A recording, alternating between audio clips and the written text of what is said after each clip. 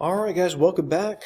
We are up to topic 7.5, World War I, military and diplomacy. So basically, we're going to take World War I and we're going to break it into two pieces, and in this section, we're going to focus on the military aspect and diplomatic efforts. And World War I is personally one of my favorite topics in world history and in American history as well, although as we're going to find out, we got into war significantly later than the rest of the world. So we're going to look at the causes and effects of our involvement in the war, and of course we have to go back and do a quick little review of why there was a war at all. And from your own study of world history, you might remember there were basically four big causes behind World War I. There was nationalism, imperialism, militarism, and then the alliance system, and all those put together made a war likely, and then the spark that set it off was the assassination of Archduke Franz Ferdinand and his wife Sophie by a Serbian nationalist named Gavrilo Princip on June 28, 1914. And so basically Austria declared war on Serbia, Russia mobilizes its forces to defend Serbia, Germany declared war on Russia and its ally France, and basically the continent starts to kind of implode into this war. Now, what brings Britain into the war is Germany's invasion of Belgium. So Germany had this thing called the Schlieffen Plan. It was its way of winning a two-front war where they were going to take France out quickly and then turn their army around and go east to defend against the oncoming Russian attack. And to knock France out quickly, the Germans went through neutral Belgium. Britain had an agreement with Belgium to protect its neutrality, and so Britain joins the war. And Britain being involved in this war is going to be really important for America's participation in this war later. So let's pretend that we are President Woodrow Wilson for a moment. You were elected in 1912. This war breaks out in 1914 over Europe. And how do you react to the outbreak of war? And if you're a smart person, and Wilson was a smart person, what you want to do is stay out of it, because as you know, World War I was an incredibly destructive war. It was the bloodiest conflict in history up until World War II, and so we want nothing to do with this. So Wilson, he issues a neutrality proclamation, kind of like George Washington had done between, in the context of the war between Britain and France way back in the early days of the Republic. And he also encouraged Americans to be not just neutral in thought, but also deed. So let's be neutral, let's think neutral, let's stay out of this war. Were we in fact neutral? That's the big question. And of course, officially we were, but unofficially we kind of weren't. Most American sympathy lied with the Allies, the British and the French, the Belgians and so forth. And also in terms of our business, we weren't exactly neutral. We were loaning billions of dollars to the Allies. We were doing a lot of business with the Allies, but not the Germans. I mean, you can see American exports to the various war-making powers and see how it increases dramatically, particularly with the British, and then drops even more dramatically with the Germans. And so from the German perspective, America may say it's neutral, but it's not exactly acting neutral. Now, the reason this is a big deal as far as America's eventual involvement in this war is that the Germans, their navy was not as good as the British, but they did have a lot of submarines or U-boats. And their plan was to use these submarines or U-boats to basically create a blockade around Britain. So in February of 1915, they declare this submarine war zone. And they basically say, any ships enter into this area, they're fair game, even potentially neutral ships. In May of 1915, May 7th specifically, a British passenger ship called the Lusitania was sunk by a German U-boat, and 1,200 passengers, or just shy of 1,200 passengers, died, and among the dead were 128 Americans. And Americans were furious about this. They felt that being a neutral power, they shouldn't have been targeted. Also, the fact that it is a Britich naval, it's not a naval ship, but it's a merchant ship, or in this case, a passenger ship, it shouldn't have been targeted. Turns out, not that the German U-boat knew this, but it turns out, in fact, this British passenger ship was carrying in cargo ammunition and artillery shells, which technically made it kind of a fair target for the German Navy. But anyway, at any rate, we're talking about mass casualties, and Americans were furious, and they were also worried that perhaps that we would have to go to war with Germany. Now, I'm not going to defend German actions here. You can't. I mean, killing 1,200 civilians is indefensible. But the Germans had warned people, okay? And in fact, if you look, here's an advertisement for the Lusitania, and just below that in this newspaper is basically a warning to travelers that if you sail on these ships, you are doing so at your own risk. So what does Wilson do next? What can he do about this German attack and American dead? At first, Wilson doesn't really do a whole lot other than tell the Germans to back off and condemn the attack, of course. And then in March of 1916, another ship, a French ship, was sunk called the Sussex. Now, no one died actually in this attack. However, it was once again a reminder that Germans would prey on ships on which Americans were sailing. And so after the sinking of the Sussex, Wilson basically issued an ultimatum to the Germans to either end unrestricted submarine warfare or we would break off diplomatic relations. Now, breaking off diplomatic relations may not seem like a big deal, but it's actually basically one step short of war. It's a major statement of displeasure, of what somebody else is doing. Now, let's take just a moment to talk a little politics here. So in 1916, Woodrow Wilson is up for re-election. He runs on a slogan, "He kept us out of war," which is true. We had not joined the war in Europe. And he's so confident of his victory, he doesn't really even do a whole lot of campaigning against his Republican rival, Charles Evans Hughes. Now, in the context of this election, guys, Theodore Roosevelt wanted to get the nomination from the Republicans, but the Republicans, they had never forgiven him for splitting the ticket in 1912 and causing Wilson to win. They're not going to give him the nomination.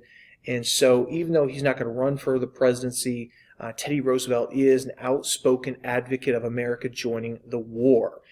Teddy Roosevelt, frankly, he never saw a war he didn't like, and he wanted us to get into the war. Now, he's not going to be in the war himself, although he wanted to be, but his sons would. And one of his sons, his youngest son, Quentin, was actually killed on the Western Front in 1918. He was a fighter pilot. All right, now let's think back. America and Germany were clashing over the U-boats. What's going to push us to the brink? And in January of 1917, Wilson tries once again to commit us to neutrality, and he urges all the countries of Europe to seek a peace without victory. In other words, we should agree to peace, and no one should be demanding any compensation. You won't win, but you won't lose. Everyone will just kind of put down their guns. And for the Europeans, that sounded naive because they had invested so much in this war in terms of money and blood that they thought they had to get something out of the war. So, Germany, by this point, is suffering under a British blockade. The German people are starving, and they're furious, and they want their government to do something. And so Germany once again calls the U-boats back out. Their goal here is to basically starve the British into surrender before America could enter the war. Now, they know that a war between the United States and Germany basically will become inevitable once the submarines are back out in use. They don't want a war against the U.S. The last thing they need is another country to fight, but they come to see that war as inevitable, and so we might as well go ahead and kind of get into it, and maybe we can knock the British out so quickly with our submarines that the American entry in the war won't really have any effect. So, Germany starts up the submarine warfare. Again, they know this will probably push America into a war. And so in preparation for that, the Germans publish this thing called the Zimmerman telegram, named for Arthur Zimmerman, the German foreign minister.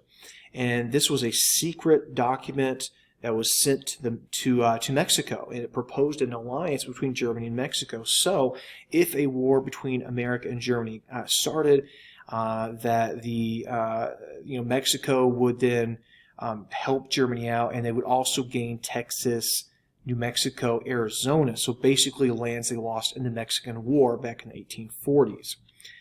This, again, was a secret message they transmitted to Mexico. The British intercepted it. They decoded it. They gave it to us. And from our perspective, this was basically the final straw.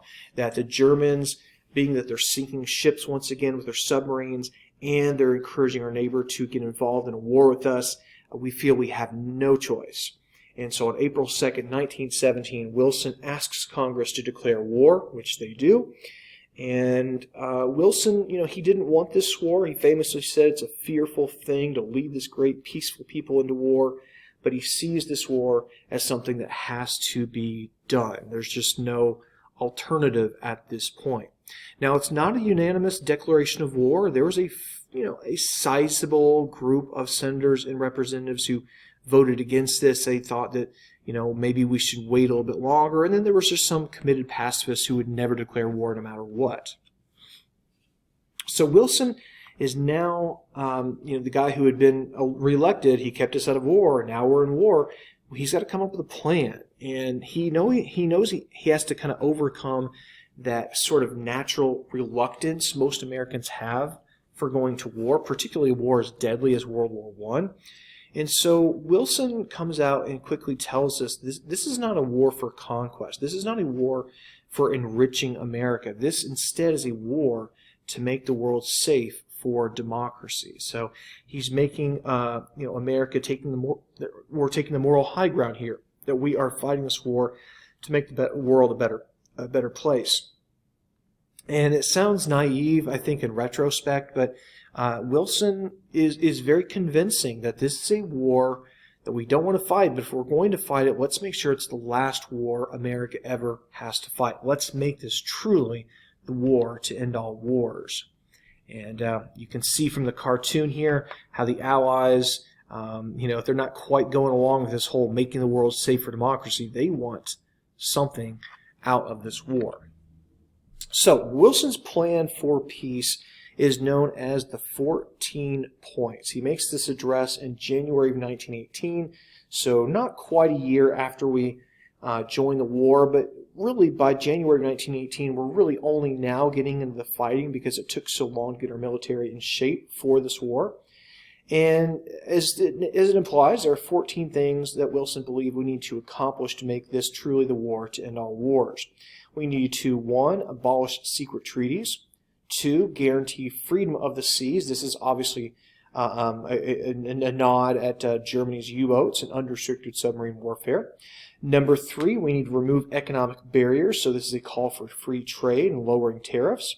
Number 4, we need to reduce armaments. This is a kind of a demilitarization plan.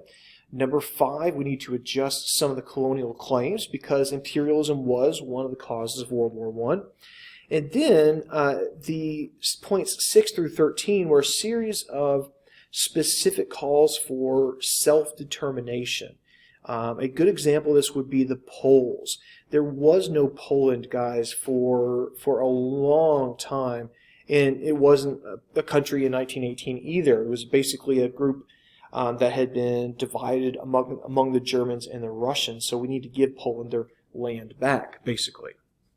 The 14th point is the most important one, and it is a call for what he called a General Association of Nations. And this General Association of Nations would provide what's known as collective security. So basically, this would be an attempt to prevent war by having countries work collectively towards peaceful resolution of tension. And his argument was basically that if something like this had existed in 1914, they could have sat Austria and Serbia down and kind of hammered out some sort of agreement that would have prevented the whole continent from going into war. And what this will ultimately result in is something called the League of Nations, which we'll talk about more in just a couple minutes. All right, let's do a little bit of military stuff. Let's build up the army. And what this guy here is doing, of course, is choosing randomly people for conscription for the draft. So Wilson, remember, he was a young man in the Civil War, and if you recall, in the Civil War, there had been a draft both in the North and South.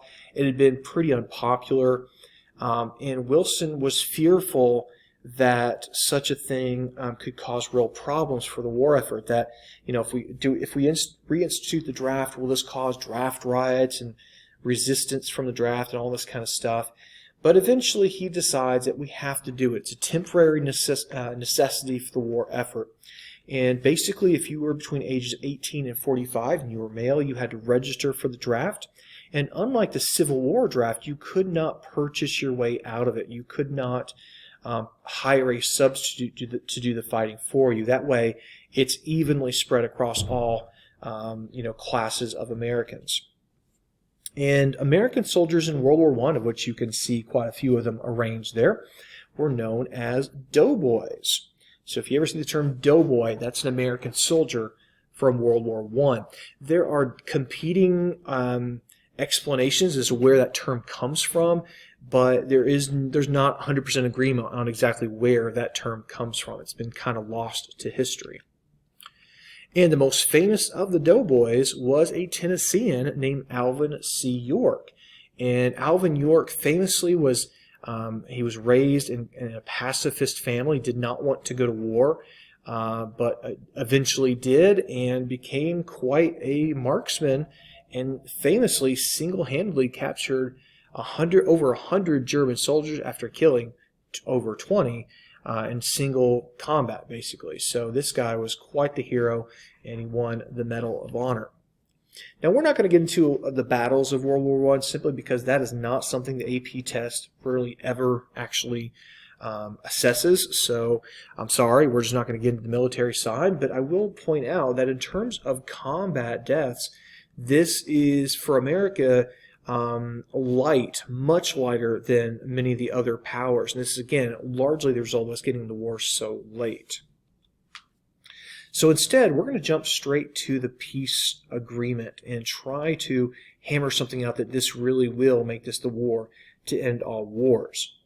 So President Wilson does something kind of unprecedented. Rather than just sending his Secretary of State to hammer out the details of the peace agreement, he decides he will go to Paris himself for the Paris Peace Conference. And a lot of Republicans are rather upset about this. They thought that he was trying to politicize the war. He's trying to win votes for the Democrats, and they accused him of grandstanding. And Wilson makes a tactical blunder right from the get-go. He doesn't take any Republican senators with him to Paris to hammer out this peace agreement. Now, the reason it's important that he didn't take any senators with him is, of course, any treaty we come up with has to be approved by 2/3 of senators. That's how the Constitution works. And at minimum, he should have taken the Republican Henry Cabot Lodge, a good friend of Teddy Roosevelt, who is the chairman of the Senate Committee on Foreign Relations. So any potential treaty would have to go through his committee first before it even be voted on by the Senate. And by snubbing him, this is going to cause a lot of ill will. Now, we also have a group of about a dozen senators who are isolationists, who are going to be very opposed to any plan that comes back from Paris that involves the League of Nations. And the reason for that is the fear from these so-called irreconcilables was that by joining the League of Nations, America would one day be basically dragged into a future war against its will. So they're opposed to this, basically from the get-go, and they're not willing to even really open their eyes or ears to any other news. They are dead set against the League of Nations. So, compromise on the treaty is going to be rather difficult with some of these irreconcilables. And these cartoons here kind of showing just that hostility from isolationist Republicans to the League of Nations. And this one's depicting senators as being kind of unnaturally afraid of the League of Nations. Now, the treaty itself is called the Treaty of Versailles, and this treaty, as a preview of something we'll look at a little bit later, is going to really be super crushing to the Germans. I mean, the Germans are hit hard. They have to pay these just crazy high reparation payments, and they also have to agree to accept sole responsibility for the war, which is going to leave a lot of Germans, frankly, angry and resentful about how they were treated in World War I, and maybe even looking for some revenge, say like in World War II. All right, now let's talk about the peace treaty and see what happens with that treaty.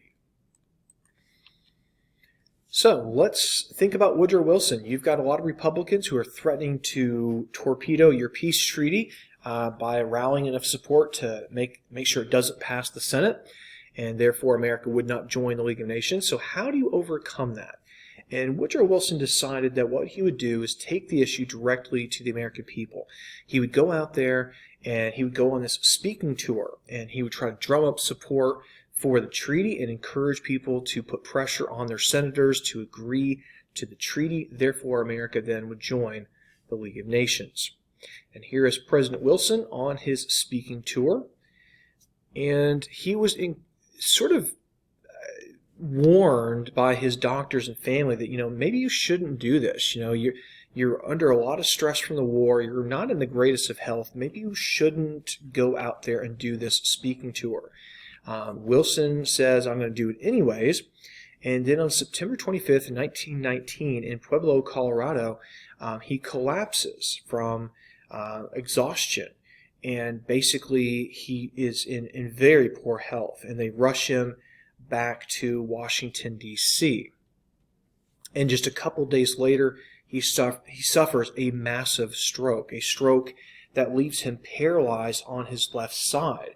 In fact, he is so disabled that for 7 months, he does not even meet with his cabinet. And if you're not meeting with the cabinet, your closest advisors, you must be in really poor shape.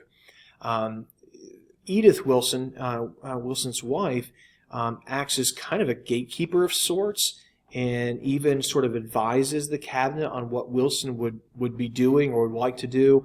And this is why some people have kind of called her the first American woman president, that she kind of acted almost like an unofficial president during this time where Wilson was in bad shape.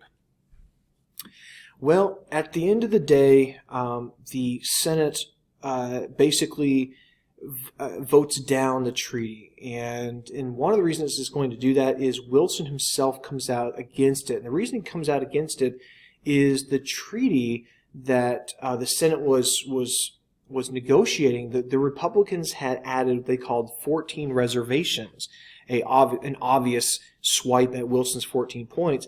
And these were 14 basically criticisms they had of the treaty.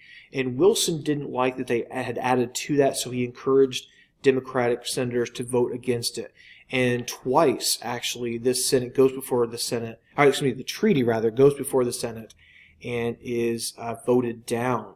And then in 1920, Warren Harding of Ohio is elected, and he was a guy who represented at least some of that isolationist leanings, and that with his election and the Democrats losing power basically sealed the fate. America would never join the League of Nations. So the very thing that we had created, we would never join. And, we'll get into this more later, but the fact that America never joined the League of Nations makes it that much harder for the League of Nations to do its job of preventing wars.